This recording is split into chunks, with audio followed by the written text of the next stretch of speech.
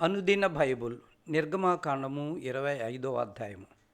యెహోవా మోషేకు ఇలాగు సెలవిచ్చెను, నాకు ప్రతిష్టార్పణ తీసుకొని రండని ఇశ్రాయేలీయులతో చెప్పుము. మనఃపూర్వకముగా అర్పించు ప్రతి మనిషిని యొద్ద దాన్ని తీసుకునివలెను.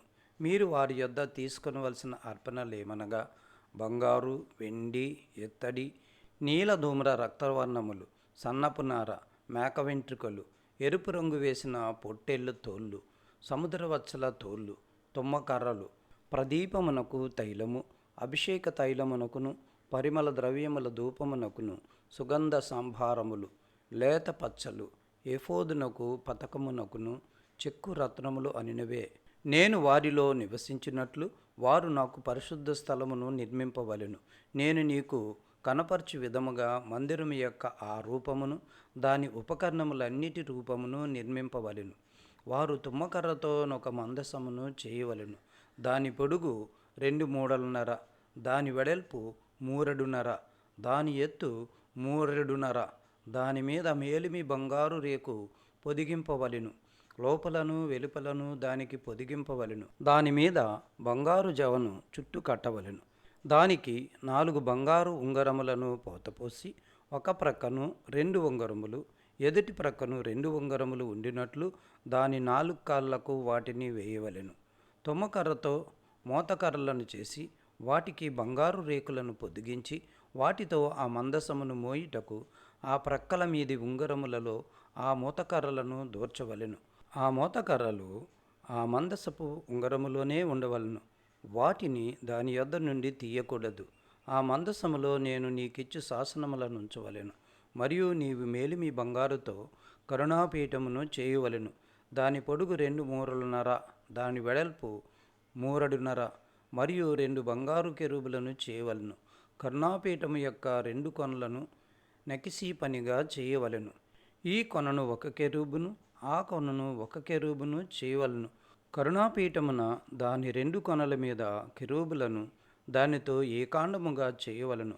ఆ కెరూబులు పైకి విప్పిన రెక్కలు గలవై కరుణాపీఠమును తమ రెక్కలతో కప్పుచుండగా వాటి ముఖములు వండొంటికి ఎదురుగా నుండవలెను.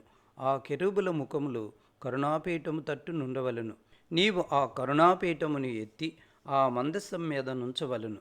నేను నీకిచ్చు శాసనములను ఆ మందసములో నుంచవలెను. అక్కడ నేను నిన్ను కలుసుకొని కరుణాపీఠం మీద నుండి శాసనములు గల మందసము మీద నుండు 2 కెరూబుల మధ్య నుండి నేను ఇశ్రాయేలు నిమిత్తము మీకు ఆజ్ఞాపించు సమస్తమును నీకు తెలియజెప్పెదను. మరియు నీవు తుమ్మకర్రతో ఒక బల్ల చేయవలెను. దాని పొడుగు 2 మూరలు, దాని వెడల్పు 1 మూర, దాని ఎత్తు మూరెడున్నర. మేలిమి బంగారు రేకును దానికి పొదిగించి దానికి చుట్టూ బంగారు జనము చేయింపవలను. దానికి చుట్టూ బెత్తెడు బద్ద చేసి దాని బద్దపైన చుట్టూను బంగారు జన చేయవలెను. దానికి 4 బంగారు ఉంగరములను చేసి దాని 4 కాళ్లకుండు 4 మూలలలో ఆ ఉంగరములను తగిలింపవలెను. బల్ల మోయుటకు మోతకర్రలు ఉంగరములను బద్దెకు సమీపముగా నుండవలెను. ఆ మోతకర్రలు తుమ్మకర్రతో చేసి వాటి మీద బంగారు రేకు పొదిగింపవలెను. వాటితో బల్ల మోయబడును. మరియు నీవు దాని పల్లెములను, ధూపార్తులను, గిన్నెలను, పాని అర్పణమునకు పాత్రలను దానికి చేయవలెను. మేలిమి బంగారుతో వాటిని చేయవలెను. నిత్యమును నా సన్నిధి రొట్టెలను ఈ బల్ల మీద ఉంచవలెను. మరియు నీవు మేలిమి బంగారుతో దీపవృక్షమును చేయవలెను. నకిసీ పనిగా ఆ దీపవృక్షము చేయవలెను. దాని ప్రకాండమును దాని శాఖలను నకిసీ పనిగా చేయవలెను. దాని కలశములు, దాని మొగ్గలు, దాని పువ్వులు దానితో ఏకాండమై ఉండవలెను. దీపవృక్షము యొక్క ఒక ప్రక్క నుండు 3 కొమ్ములు, దీపవృక్షము యొక్క 2వ ప్రక్క నుండు 3 కొమ్ములు అనగా దాని ప్రక్కల నుండి 6 కొమ్ములు నిగుడవలెను. ఒక కొమ్ములో మొగ్గ పువ్వు గల బాదము రూపమైన 3 కలశములు, 2వ కొమ్మలో మొగ్గ పువ్వు గల బాదము రూపమైన 3 కలశములు అట్లు దీపవృక్షము నుండి బయలుదేరు కొమ్మలలో నుండవలెను. మరియు దీపవృక్ష ప్రకాండములో బాదము రూపమైన 4 కలశములను, వాటి మొగ్గలను, వాటి పువ్వులను ఉండవలెను. దీపవృక్ష ప్రకాండము నుండి నిగుడు 6 కొమ్మలకు దాని రెండేసి కొమ్మల క్రింద ఏకాండమైన ఒక్కొక్క మొగ్గ చొప్పున ఉండవలెను. వాటి మొగ్గలు వాటి కొమ్మలు దానితో ఏకాండమగును.